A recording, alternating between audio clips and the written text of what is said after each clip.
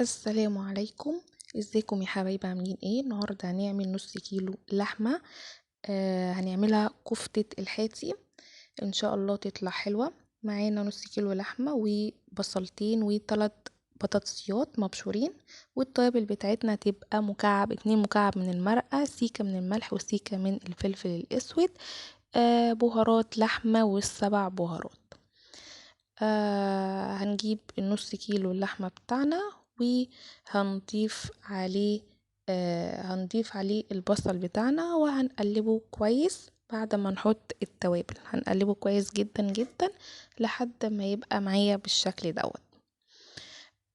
هجيب صينية معايا على قد النص كيلو اللحمة اللي معانا، وهجيب اي نوع سمنة عندي. انا كان المتاح عندي روابي. بدهن قعر الصينية كويس جدا علشان خاطر لما احط فيها البطاطس ما تتلزقش مني.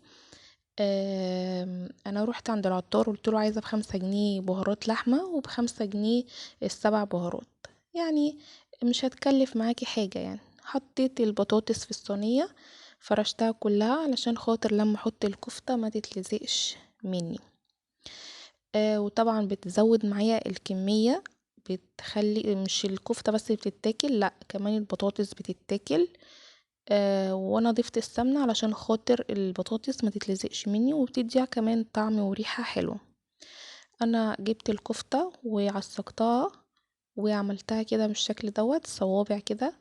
انت عايزة تكبري حجم الكفتة شوية بتكبريه على حسب اللي انت عايزاه.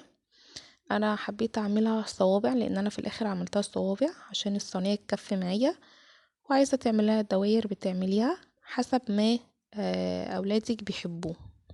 انا عملتها في الاخر بالشكل دوت علشان خاطر الصينيه تاخد معايا. جبت طبعا السمنه بتاعتي ودهنت الكفته علشان تديني لمعه حلوه وطعم.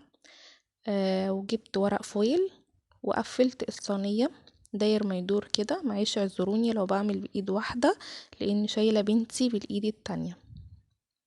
وقفلتها كويس جدا ودخلتها على درجة حرارة 180. ده شكلها بعد اما طلع.